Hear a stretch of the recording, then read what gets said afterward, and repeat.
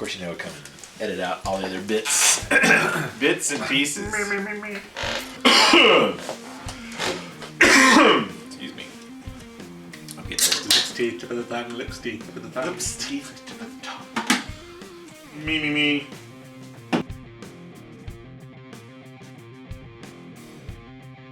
Howdy, y'all. I'm Hi. Ryan And I'm Angela. from RNA Music. Here in the heart of Texas. Yes, deep in the heart of Texas, Angela. Yes. You look I've been doing this so long, I should know that by now. You look a little different. Well, it is winter time, and I've been inside a lot. Yeah, you haven't got my son. No, got kind of pasty and got my hair did. I kind of thought you might have maybe got another haircut. I did. Thanks for noticing. Yeah. Well, I always notice. That's how our love works over 2 years of marriage. Yep.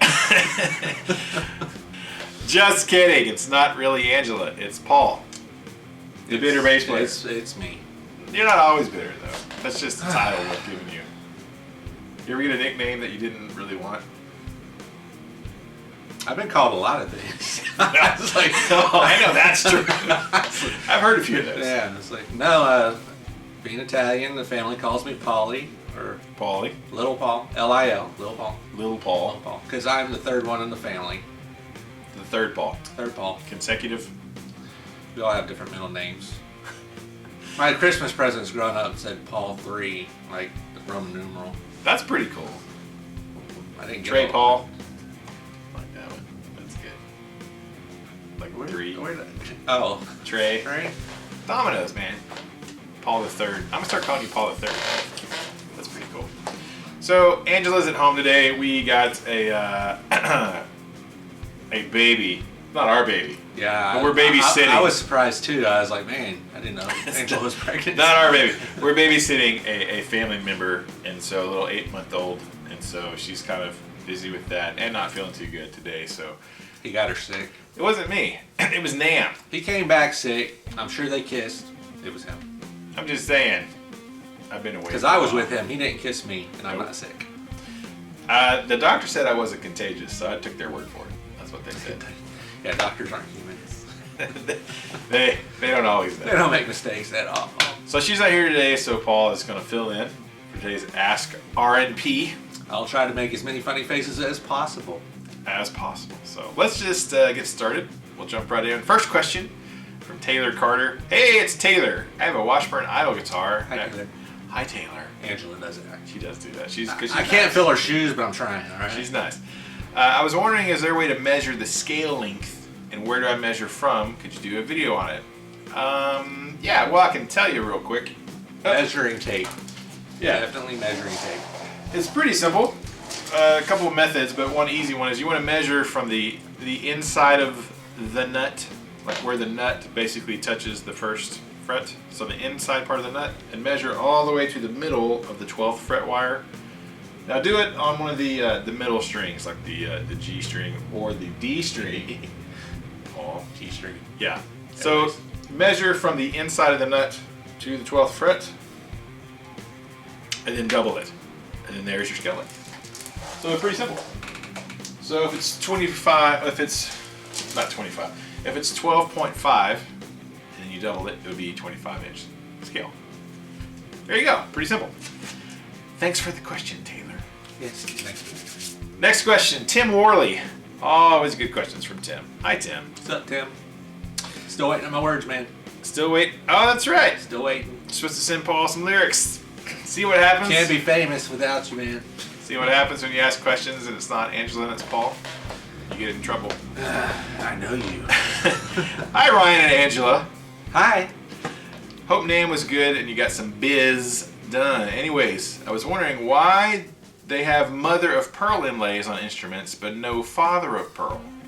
I mean, obviously Pearl has a mother, but who's the father? Did Pearl's father leave and it's just something the industry doesn't talk about? Who's baby? Who's baby daddy? Thanks for your insight. Makes me wonder where Pearl Jam comes from. I don't know. Squished Pearl. I just thought the dog meme, you know, the one that tells the horrible jokes and he goes. I should find a picture of that. That is a great question, Tim. I don't know who Father of Pearl is. That's probably probably a very loaded question. There's a lot of fathers out there who aren't involved with their pearls. This isn't mine. This is a saying I've heard. It's not mine, but it's the same thing as whatever happened to the Sour Patch parents. Oh, Yeah, because we got Sour Patch Kids. but there's no parents. So I'm sure it's on the same lines as that. They're probably hanging out with the father of Pearl. Yeah, There's a lot of industry insider trade secrets, Tim, they're at the clam bar together. that they don't want to talk about. So now, personally, that's why I like abalone emulates. Abalone as opposed to mother of pearl, because it's prettier for one thing, and there's no weird, funky family vibe stuff going on either. So When family stuff gets involved, it's just awkward. it gets complex. I don't think any of my bases have inlays, do they? Besides the Michael Kelly. You get the Michael Kelly Dragonfly bass. But everything else is just not family related. No. I You have wouldn't- dots? You have dots on Okay. your shaker? Or is it nothing? No, the dots are on the edges. Ah, blank fretboards. No parents at all. Mhm. It's- That's an orphanage. Dad, you're out there somewhere watching this? Yeah. Thanks. Thanks, Dad. Thanks, Dad. Thanks for an always great question, Tim. All right, next. Well, Way to bring it down. it's my family. Henry Rotz. Can you ship Chapman guitars to Canada, or is that not allowed across the states? A? Eh? Should be A. Eh? Yeah. That's a good question, Henry. I think we can, but I need to double check that, because some companies are kind of funny. Like some companies, you're not allowed to ship internationally if there is a dealer or distributor in that country. They don't want, they obviously want you to kind of shop within your own country if possible and support kind of local businesses. I don't know. I mean, that's a good question. My question would be, have you checked with your Canadian dealers? Because I know there's a couple of Canadian dealers there. And I would assume it would probably cost you more to get it from the USA because of, you're going to have import duties, I'm sure. I was about to say, I ship a lot of stuff to Canada on my little side my business I do. Your business. You guys are outrageous on international shipping charges going through customs. That's just from my personal experience. I mean, people bought like action figures for me for $20, but then you end up paying $30, $35 for shipping and handling. I'm like, is it really worth it?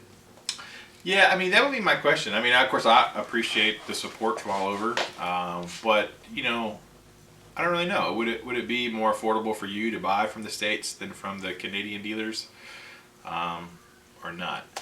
So it kind of depends. Every company's different. I'll have to check with Chapman closer to see what they say, if they want us to do that or not do that. But that's a great question, man. But let me know. You leave me a comment and let me know if is it cheaper to get from the U.S. than to order from the Canadian stores, or is it just you're being very nice and want to support us? So either one is cool. Either one's good. I know I buy from Australia because the dollar's cheaper there, and I get stuff a lot cheaper from Australia than I do in the U.S. Wow, even with shipping and all that stuff. Even with shipping, it was like $14 shipping and handling, and conversion-wise, I saved $70 on something. Wow. And it's not just one product; it's many products I buy from Australia. Maybe that's what it is. Maybe the conversion rate from the Canadian dollar is weak against the U.S. dollar right now. Hey, I've Pat. heard that. Just in case you're watching, Crikey. I think of you every time I order from Australia. Every time I see an alligator or a crocodile, I think of Pat. Because I know he wrestles them like every other weekend. He does that kind of stuff. Not really. Thanks, Henry, for the question. We'll check into it more deeply for you. All right, next, John Burdetts. Big comment. Thank you, John. I'm going to jump right to the question. Ryan, do you use any music editing software? If so, which one do you use, or is there one you would suggest? I have Cubase AI7, and I am not digging it. LOL. For me, it's so complicated. It takes all of the fun out of using or even wanting to use it. Thanks, JB. Well, JB, I will tell you what I use. Previously, I had been using Reaper, which is a free, the trial is free, but it's the fully loaded thing. Like the trial version and the regular version, there's no, they don't give you a watered down version of Reaper. And then There's no watered down version of the Reaper. No, full Reaper death the whole time. But the Reaper's pretty good, and if you do decide you like it enough to go ahead and purchase it, it's pretty cheap. It's like $60, so it's nothing outrageous. I like it. I tried using the one that came with my PreSonus audio box, and I didn't really like it very much. I have used a little bit of Pro Tools before, and I didn't think it was that bad. But right now, I finally got a Mac. And at the moment, I'm just using GarageBand for basic stuff. I probably will get Logic pretty soon because everybody I've talked to that uses Logic says, you know, it's better than GarageBand, but it's not really, really hard to use. So if you have a Mac, I would suggest trying to get Logic. I would start out, if you're just starting out, start out on GarageBand because I've figured I've done Pro Tools and GarageBand, and I'd say Pro Tools has a little bit more extra stuff than what GarageBand has. I've been looking into Logic X because my nephew uses it, and he is majoring in sound and recording and stuff like that. And I found a version, I don't know how many tracks or how much compatibility is last night on the iMac for $199 to download. Yeah. But you got to remember, if you got these newer computers, they don't come with disc or anything, so everything will be digitally. That word. Lips, teeth, tip of the tongue. Yes, digitally downloaded.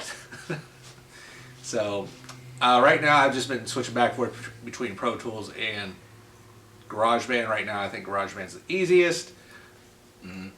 He came over to my house the other night. We tried a song that we did a long time ago. In GarageBand. And it's coming out.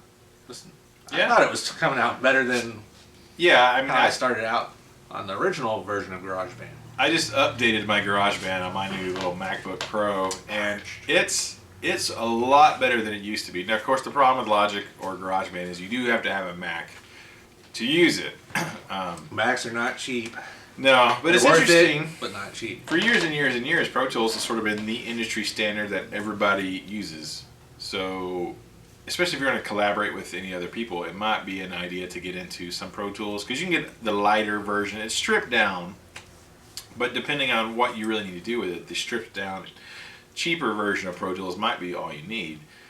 But in the last, I'd say 5 to 10 years, 5 to 8 years, maybe Logic has really come up. A lot of people are doing like entire albums and soundtracks and movie things with Logic. So, I guess it would be a personal preference. Yeah, GarageBand is pretty easy to use. It's pretty intuitive, and I think Logic is just like, you know, it's the grown-up version. Right. Of GarageBand. But I'm not ready to grow up yet, so I'm still using GarageBand. Well, you know. So I would check into Reaper. It's a great place to start. You can try it for free. And you can actually try it for free, sort of for an unlimited amount of time, which makes it nice. So check into that. Check into a light version of Pro Tools, and then, you know, if you ever thought about getting into the Mac stuff, I got a Mac basically because we do so much video stuff, right. And of course Paul has had one for a long time, and we've done a lot of demo stuff in the GarageBand. I guess it's depending on how serious you want to be. I mean, yeah, how serious and how much money you got. Yeah. How much Benjamins? Yes. How many Benjamins? It's all about you the want? Benjamins. All about it. It's all about the Benjamins, baby. All the time. I keep learning that. Every time I go to NAMM, particularly. Yeah. Anyways, thanks, John. All right, next question. Savinity Guitars. What is your best pawn shop guitar? The Macklemore. Dog face. Well, I've actually never bought a guitar from a pawn shop. I've looked at them, but I've never seen one. But I do have two stories. I do have one young guy who comes in here pretty regularly. He's a regular customer. And the pawn shop here in town was going out of business. Remember the old one? It used to be Baker's. Yeah, the one by the bank? Yeah, over by Henry's. Yeah. So they are going out of business. I don't know. Is that bad? If a pawn shop's going out of business, it must be rough. Where do they pawn their stuff? But he got a 35th anniversary LTD, ESP LTD single cut for like $300. I was like, dude, that's a good deal. So that was a pretty good steal for him. Pickups were kind of jacked up, and he had to get them redone. But even still, that was a good deal for him. And I know another guy who found a Mexican Strat, Fender Strat, at a pawn shop in Dallas. Probably not the nicest part of town, but he got it for maybe 150 bucks. It's not stolen. Cleaned it all up. It was kind of dirty and grimy. He cleaned it and refixed it all up, and then he Serial traded number it. was kind of sanded down. And he sold it for maybe $400.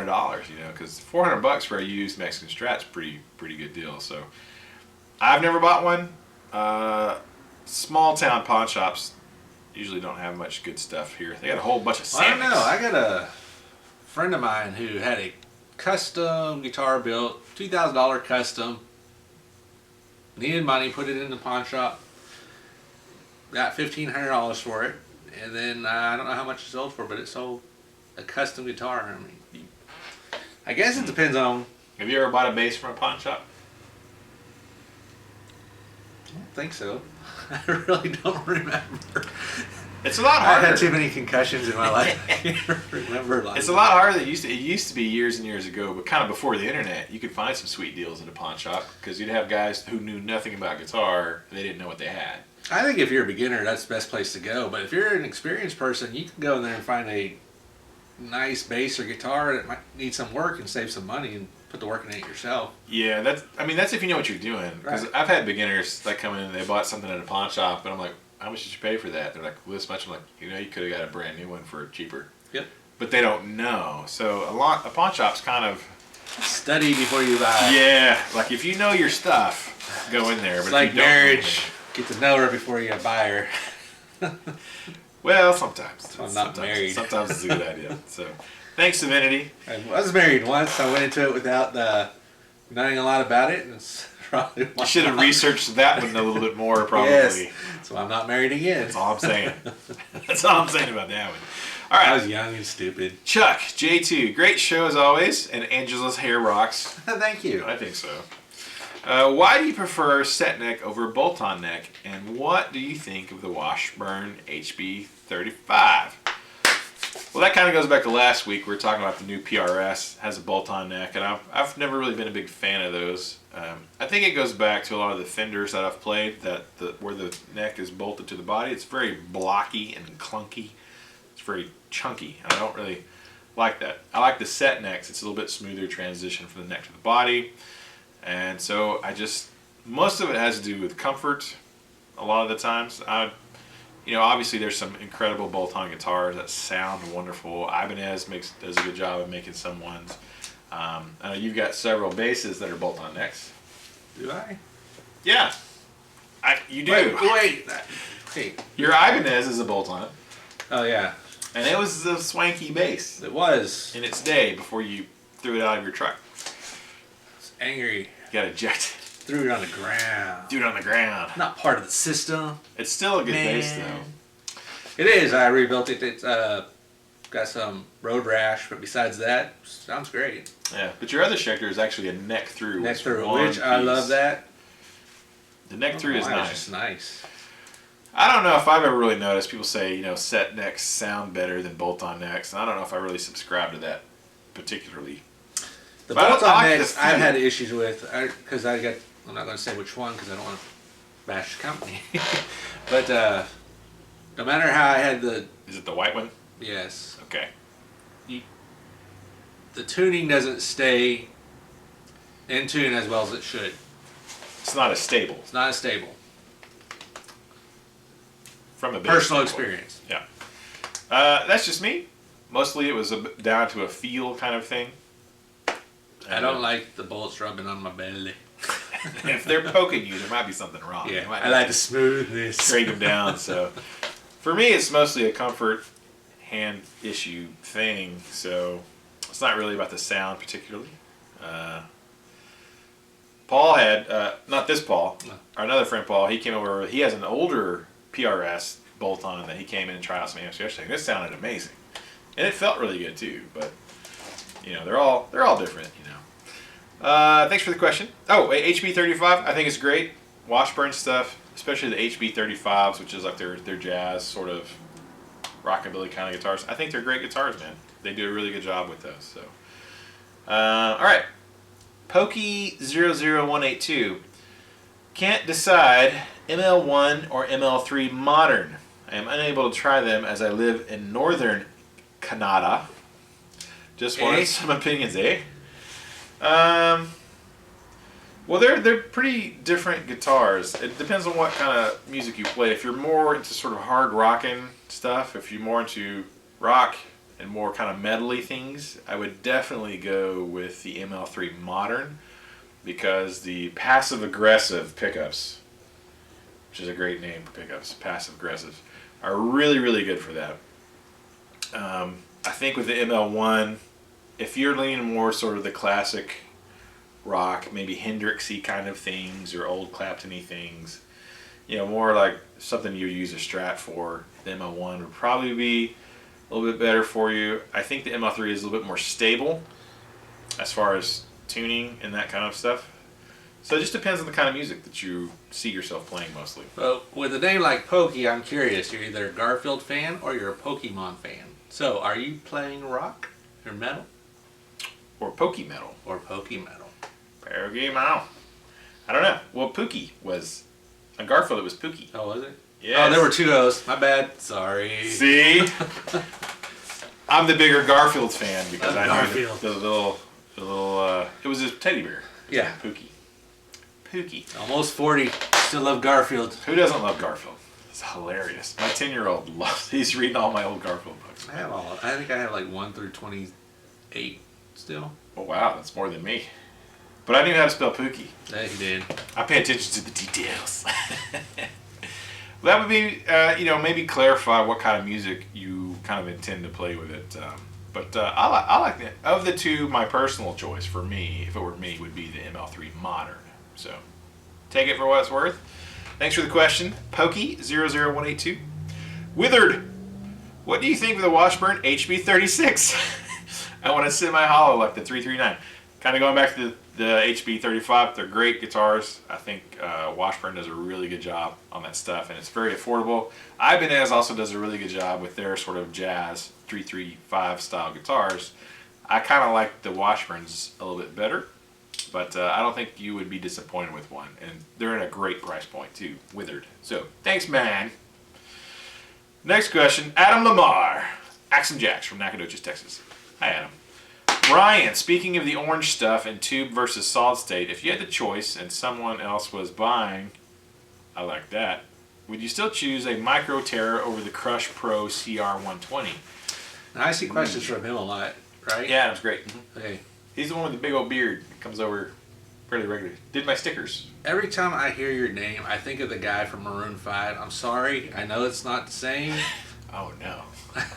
What's his name? Adam Levine. Adam Levine. See, it's so close, and I'm thinking, is that the guy from Maroon 5? Yeah, Adam Levine's a big fan of our music. Yes. Yeah. No, Adam Lamar is a Viking, Texas warlord. So wait, does he have shaved head? Mm-hmm. Long beard? Mm-hmm. I've seen your picture. Plays disc golf.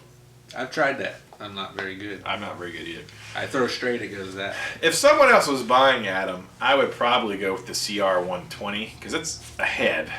Now, it's not going to be as portable as the Crush, though, so a couple things to consider. You're going to get a lot more power out of the CR120, of course. But that's a tricky question. Well, I'd just get both. If someone else was buying, I'd get the CR120. That's what I'd do. Because I already if have somebody a was Crush. buying for you, Someone else is paying for it. Yeah, I'd get the get more both. expensive one. get both. Or get both. Yeah. That's what I do. So, I don't know. I've played the Crush. I've played the Micro Terror, and I think they're great. The Micro Dark is really cool.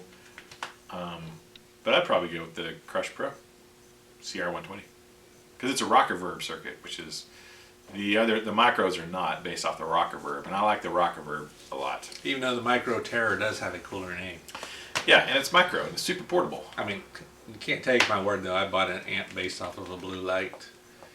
But it was a really good amp. It was a cool blue light too. The blue light was the selling point. Really. It was. That It was was the selling point of that Mesa Boogie bass Yes, amp. we tried out a bunch of amps. It was between the Mesa and, was it a Fender? It was something else. It might have and been an Ampeg. Then he hit the foot switch button, which is, I don't know what color. Which one was it? I think it was the compression. It was something I don't even use, but he hit that switch and the blue light came on, and I was like, So light. I want that one. well, also, I think it sounded way better than any other bass amp in the room. And then that's almost. Oh my god! It's been a while. Close to 7? No. Oh, it's 8, been like 10 years. more Longer than that. Really? And it's still going strong. So Yeah. Killer. You know, people don't think about Mesa when it comes to yeah, the bass house stuff. wasn't even done, so it was before 2006, Wow. and it's still going strong. I mean, it's great. Has perfect sound still. Sounds good. Sits here, collects dust nicely. I don't know if he uses it or not. I don't travel as much as I used to anymore. It's a little heavy. It is heavy. It's the thing about bass amps today, man, they're lighter. Yeah. You should get the little terror bass thing. That's a little Terror portable. bass. A terror bass. Yeah. Mesa makes great stuff. I don't want to talk about them too much because I can't sell them yet. Maybe someday. But Someday. my good buddies up at Beaumont Guitars, Italian guys up in New Jersey. Represent. Yeah, represent. They sell bass stuff. So Mesa stuff. If you're into the Mesas, go check out my buddies up at Beaumont. But there you go. Crush CR120, Adam. I salute you. Well, that's all the questions we have time for. We probably went way over. I don't know. Well, that's all the questions.